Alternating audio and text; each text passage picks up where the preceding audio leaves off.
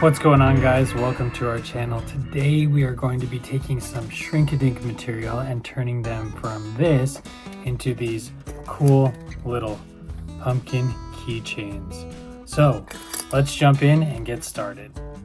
For today's project, you'll need scissors, a one-hole punch, a pair of needle nose pliers, some shrink-a-dink material, some key rings with chain, a few jump rings, and you can choose from paint pens, Sharpies, or color pencils. The last thing you'll need is a worksheet. This has some blank pumpkins on it, as well as a pumpkin with a face if you just wanted to do the traditional face. But if you added your own face, you could do a blank pumpkin and then trace in one of the faces that I have pre-drawn for this project. I do have a lot of them.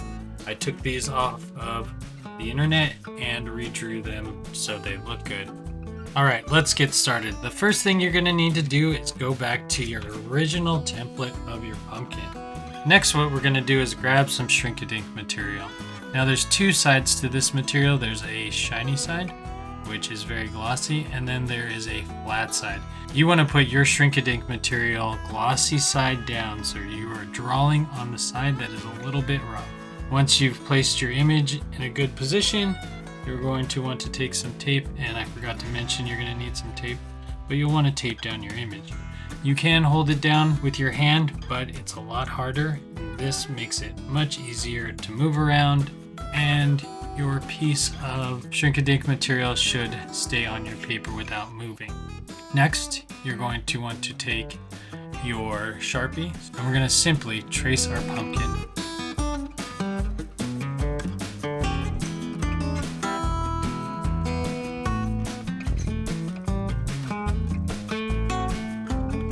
Now, if I'm going to put a face in here, I'm going to avoid doing these four little lines at first, and then if I want to, I'll come back and put them in. Alright, so once we've realized we've done all the lines, we're going to just remove our shrink-a-dink material, and we should have the image transferred on there. Very nice. Next, we're going to grab our template. Let's look through some of the images. Which one do we want to do? We can plan and look which face we would like to put in our pumpkin. Which one should we do?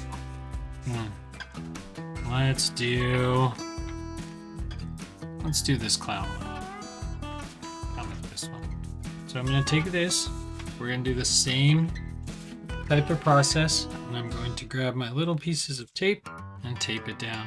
Now I'm going to avoid all the other faces just because I don't want it to tear when I pull my tape off, and then another student will be able to use it. So I'm going to tape it on the corners, but not on any of the other faces, right?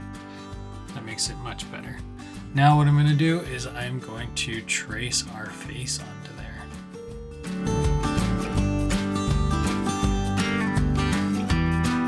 Once you're finished tracing your image, you can take the tape off and pull it off your template. You can set your template aside, and once I have my final image drawn onto my piece of shrink-a-dink material, I like to put it onto a white piece of paper so it's easier to see where I've colored. And your next step is to choose what you want to color with and color your project.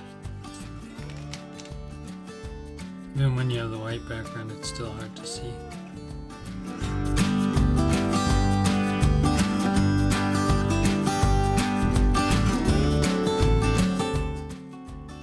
Now that we've finished coloring it, we're going to want to find a place to put our hole for our key ring. I'm going to put it right here by the stem, as close as I can get to my pumpkin without touching it. So I'm going to take it, and I'm just going to punch a hole. Oop, there we go. Sometimes it's hard to get it unstuck, but now we have a small little hole right there. Next, we're going to take our scissors and we're going to cut around our image. Take our scissors. Now this part you have to be a little bit careful, because if you make too tight of turns, it will ruin the material. So you need to be real careful with it and make sure if you're going to make turns that they're not too sharp. You're going to want to cut around that hole so that you don't cut it out. I put a little bit of border on it just to make it look a little bit better when we get to our finished product. Oh, and you can see right there I kind of messed up the material a little bit. Right here on this very corner, you see how the material kind of just got stressed out right there and has a little bit of a imperfection. But once this goes into the oven to bake, you won't even notice it. Now at this point you can take and fix any blemishes you have if you think that you want a darker color, but it's not always necessary, as you'll see once they're shrunk.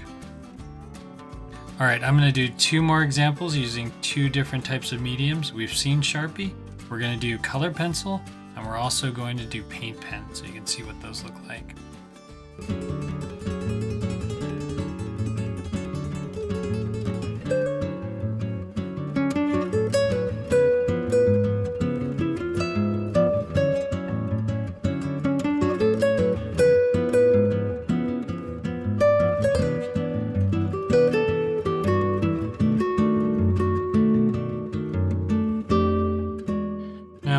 Once you take it off the white paper, you'll see all the places that you missed or might have missed. That looks pretty good. So there's our examples. We have Sharpie, which is this one, pretty transparent. You can see through it. Then we have paint pen, which is much thicker, less opaque, right? And then lastly, we have our Prismacolor color pencils that always do a nice job on coloring. Don't worry if they're not perfect, they're gonna shrink and you're gonna lose a lot of those imperfections when they shrink. All right, let's go put these in the oven. Quick note, when you put your Shrink-a-Dink in the oven, you're gonna still wanna put it shiny side down. We're gonna preheat our oven to 325 and bake them for 2 to 3 minutes. While our Shrink-a-Dink is shrinking, we're gonna pull out our press and we're gonna get it ready to put our Shrink-a-Dink inside of it. Now this is just 2 tiles that I've taped together and that fold in on each other. Our first Shrink-a-Dink is out. We're going to peel it off. It's going to be a little bit sticky and we're going to press it with our press. Now we're going to wait for this and we're going to put our second one in. Once our Shrink-a-Dink is cooled, we can lift our tile and we should have a nice plastic keychain. Wow, this one didn't come out very nice. Too long, I think.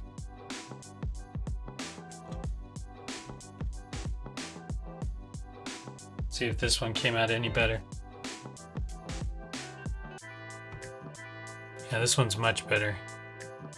You can see that side came out nice and smooth. But if you put them in too long, you may get the texture of your pan. All right. All 3 of them are out of the oven. Press this one down. All right, let's see how this one turned out. Now this one was our Sharpie one, the one with the most transparent color. You can see it's a little bit transparent where you can see through it, but I think overall it came out pretty nice. Next we have this one is the Poshka. Paint one pen came out pretty nice as well. Last but not least, you have the one that's the barrel color pencil. The front got a little bit messed up because it took on the shape of the parchment paper that was underneath it, but still cool overall. All right, so let's jump on to our last step of this project and let's insert our key rings. So we're going to grab our 3 keychains that we have, 1, 2, 3. One for each of them. We need our needle nose pliers, and we also need a couple of these jump rings that go through your hole into the end of this chain and then into your keychain. So what I do like to do first is I'll grab my jump ring, really tiny, I know, you can barely see it. I grab the jump ring, I take my keychain, I thread it through, and then what I'll do is I'll pick up my keychain chain, put that through one side, and this is kind of the tricky part. You gotta hold it with your hand on one side, you take the needle nose pliers on the other side, and sometimes you need to be pretty strong to do this. And then you're going to want to bend your ring. Oh, here's what we'll do. I'm going to grab an extra set of needle nose pliers, so this makes it a little bit easier for you guys to visualize. But I'm going to grab the key ring on one side and the key ring on the other side. You won't be able to see it, it's not going to focus. And then we're going to twist the key ring so it locks, and we're going to go past it and then bring it back. So if you go past it and bring it back, it'll make your keychain a much stronger bond and it won't fall off as easily. And there we go, we have one keychain. Next, again, same process, through my keychain, through my very last link in my keyring chain ring, like so. I'm gonna grab one side with this plier. So if you have two needle nose pliers, helpful, but if you only have one, you definitely can do this with your hands. So a little bit past and then back. It creates tension that makes it a locking ring. All right, and there we have it. We have 3 keychains. There's a glossy side and a shiny side to each one of these. We'll zoom in. There you go. There's the one with Sharpie, both sides. A little bit dull, but reasonable. This is the Poshka one with the paint pens. This one came out nice and shiny. But then we have a flat side. Our key ring is in it. And last but not least, we have the barrel color pencils, which I do think has the best color definition. All right, well, that's going to be it for this one, guys. There's our 3 different keychains. This one is barrel color pencil. Then we have Poshka, and last we have Sharpie.